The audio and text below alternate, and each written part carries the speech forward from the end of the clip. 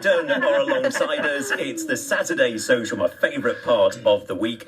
Right, I apologise because I've already traumatised Sarah Jane by telling her to watch the first talking point today. Yeah, thanks for that. I did not sleep last night. Okay, Alex, you've watched the entire series. Binged it all last night. Well, the 5 episodes last night. Okay, and Duncan, we will come to your part in this in a moment, but we're talking about Baby Reindeer. This is on Netflix, which is just one of the best dramas I've seen in a long time. You've probably read about it this week. It's been featured on Gogglebox.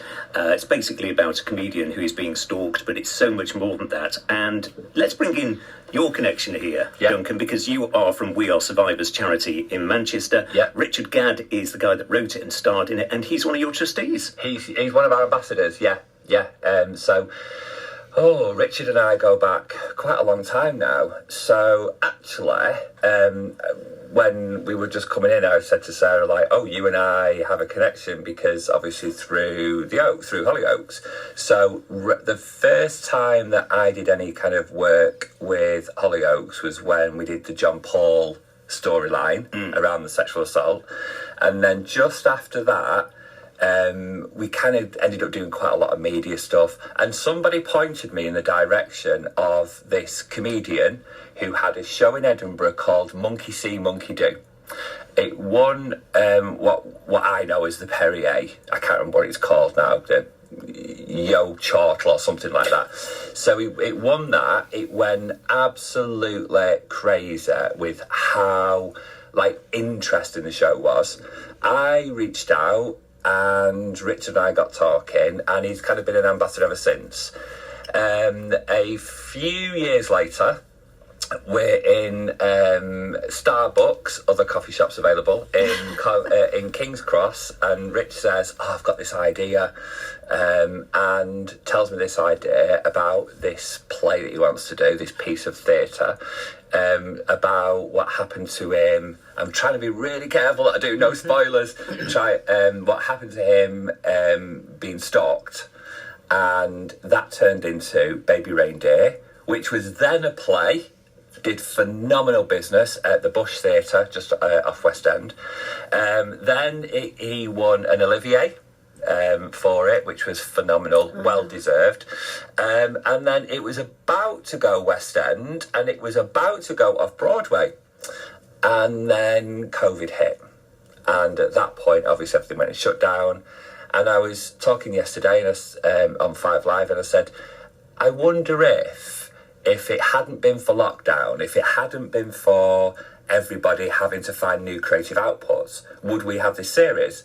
Because I'm not too sure we would have. No. So what Richard did was effectively rewrote a 2 hour 20, 2 hour 15 play with interval into a 7 episode series, and it's been phenomenal. It's extraordinary, isn't it? I mean, Alex, you come on BBC Radio Manchester all the time talking TV.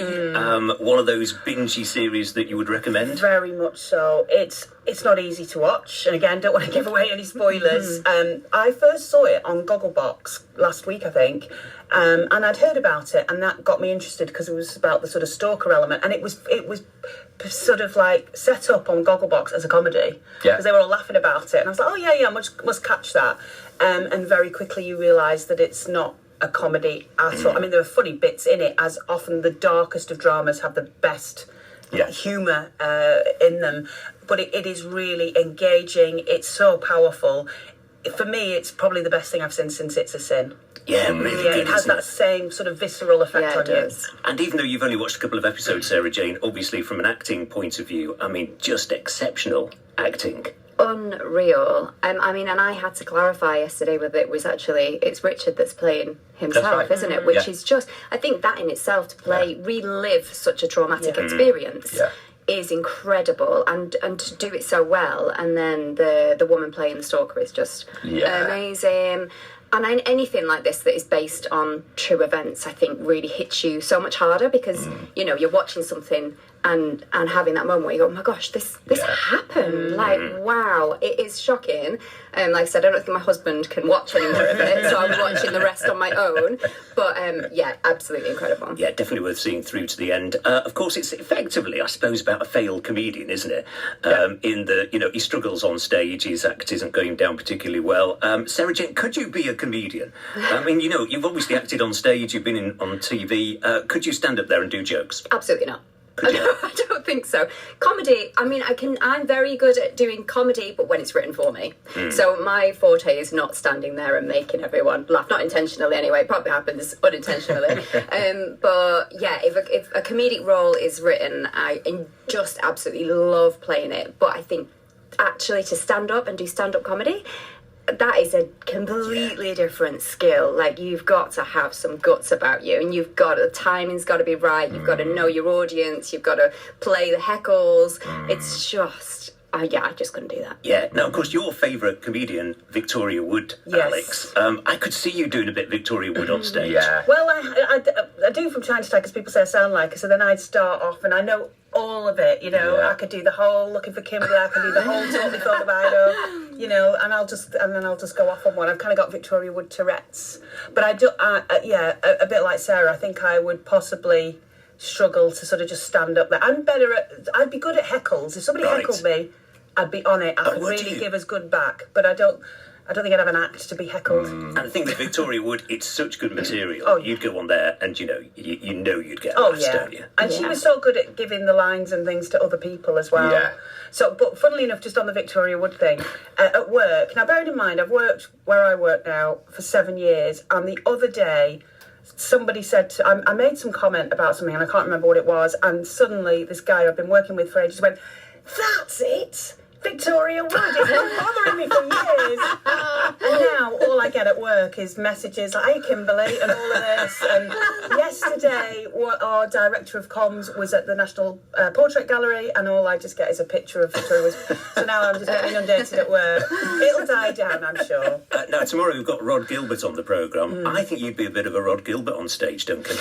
Well, I nearly, because of you. So everything comes back to me. What have you done now, Phil? I'm always to blame. So I was on when we was doing nighttime. Yeah. I was on with I won't say Marion, and I know that's not a name, who runs a charity and she's doing stand-up. Oh, yes, of course, yeah. Do you know who I mean? Yeah. Mara. Mara, that's it. So she keeps doing Beat the Frog, and she kept saying, "Oh, Duncan, every time we speak, you're dead funny." And I'm like, yeah. But I think that's on my terms. I think I make myself laugh. I'm not really bothered about the audience. So I think I'd be terrible. I think I'd be so bad. And also, within the first 2 minutes, I've got cancelled for something. I will have done. Yeah, the hook had come out. Yeah, straight off. Completely. Right, 15 minutes past 9 on BBC Radio Manchester. Phil